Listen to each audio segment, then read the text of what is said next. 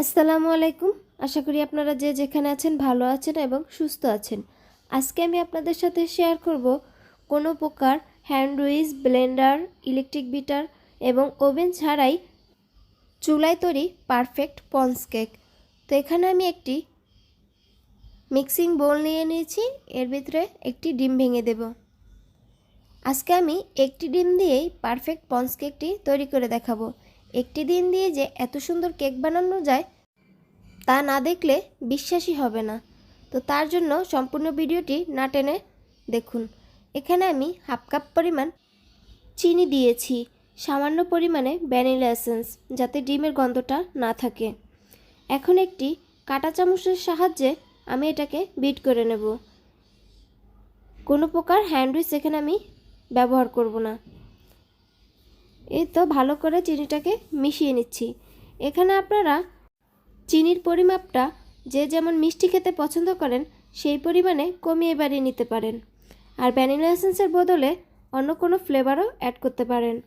এখানে আমি 1/4 কাপ তেল দিয়ে দিচ্ছি। এখানে আপনারা তেলের বদলে বাটারটাকেও গুলিয়ে দিতে পারেন। এখন এটাকে আমি ততক্ষণ পর্যন্ত ফেটে নেব যতক্ষণ না এই ডিমের ভিতরে একটা ফ্লাফি ভাব চলে আসে।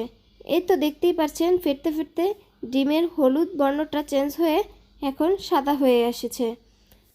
আপনারা চাইলে এখানে ইলেকট্রিক বিটারের সাহায্যে ডিমটাকে বিট করে নিতে পারেন, এতে করে সময়টাও কমই লাগবে।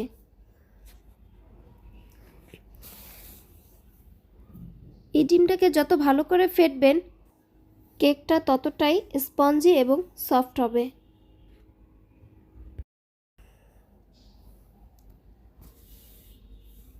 এই তো ডিমের কালারটা চেঞ্জ হয়ে গেছে। এখন ডিমটা আমার বিট করা হয়ে গেছে। এখন আমি এখানে 1 কাপ পরিমাণ ময়দা অ্যাড করে দেব। ময়দাটাকে আমি আগে থেকে চেলে রেখেছিলাম।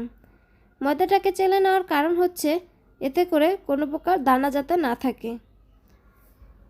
অল্প অল্প করে 2-3 বার অ্যাড করবেন, এতে করে ভালো হবে। একসাথে অ্যাড করতে যাবেন না। এই তো দেখতেই পাচ্ছেন আমি 2-3 বারে অ্যাড করে দিচ্ছি ময়দাটাকে।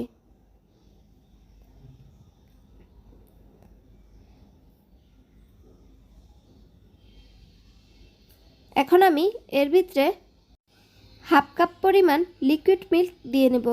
আপনারা চাইলে এখানে গুঁড়া দুধটাও অ্যাড করতে পারেন, কিন্তু সেক্ষেত্রে ডিমের পরিমাণটা বেশি লাগবে। এই তো অল্প অল্প করে দিয়ে ব্যাটারটাকে তৈরি করে নিচ্ছি। ভালোভাবে মেশাবেন, এতে করে কোনো প্রকার দানা থাকবে না এবং কেকটাও খুব ভালো হবে।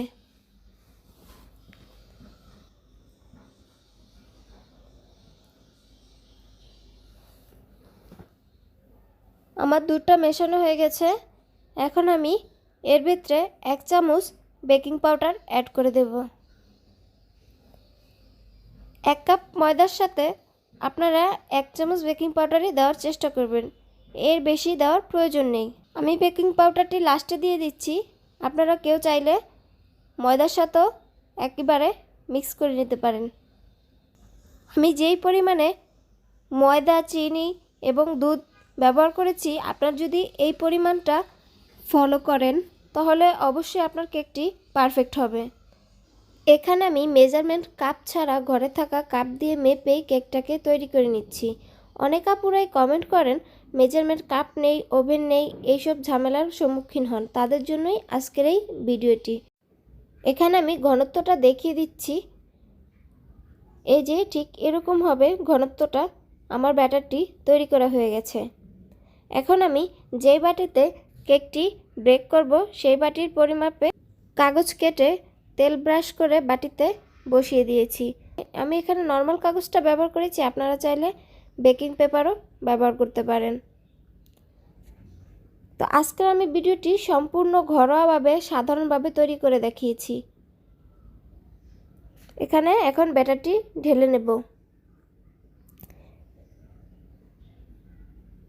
ব্যাটারটি একটু উপর থেকে ঢালছি, এতে করে বাতাস ঢুকবে না।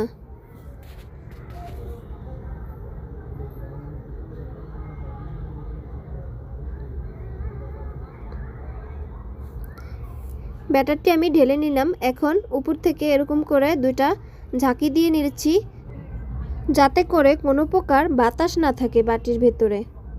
এখন এটাকে আমি চুলায় বসিয়ে দেব। তার জন্য এখানে একটি হাঁড়ি বসিয়ে দিয়েছি।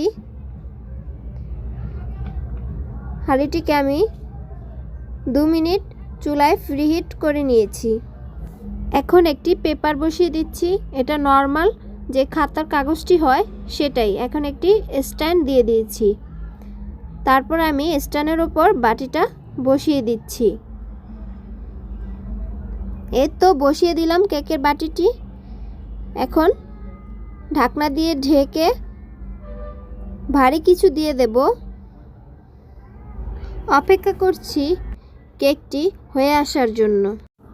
ফিরে এলাম 40 মিনিট পর। দেখে নেব কেকটির কি অবস্থা। আপনাদের কম বেশি সময় লাগতে পারে। ঢাকনাটি খুলে নিচ্ছি। মাশাআল্লাহ, দেখুন আমার কেকটি কতটা সুন্দর হয়েছে, সুন্দরভাবে ফুলে গেছে। এখন একটি কাঠি দিয়ে আমি চেক করে নিচ্ছি। দেখতেই পাচ্ছেন কাঠিটি আমার পুরো ফ্রেশ বের হয়েছে, তার মানে আমার কেকটি পারফেক্টভাবে হয়ে গেছে। এখন এটি আমি কেটে দেখাচ্ছি আপনাদেরকে কতটা সফট এবং পারফেক্টভাবে হয়ে গেছে।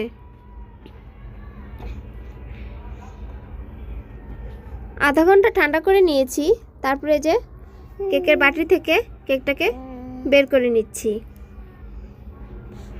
দেখতেই পাচ্ছেন ওপরে এবং নিচে সমানভাবে ওভেনের মতো পারফেক্টভাবে কালার এসে গেছে। ঘরেও আমরা দোকানের মতো ওভেন ছাড়াই এরকম সুন্দর স্পঞ্জি কেক তৈরি করে নিতে পারি। আপনারাও বাসায় একবার হলেও ট্রাই করবেন। তো যদি আজকের ভিডিওটি আমার ভালো লেগে থাকে তাহলে অবশ্যই আমার চ্যানেলটিকে সাবস্ক্রাইব করে আমাদের পাশেই থাকুন এবং ভিডিওটিতে লাইক দিন, কমেন্ট করুন, শেয়ার করুন। আবারও হাজির হয়ে যাব অন্য কোনো দিন অন্য কোনো ভিডিও নিয়ে। আজকের মতো বিদায় নিয়ে নিচ্ছি। আসসালামু আলাইকুম।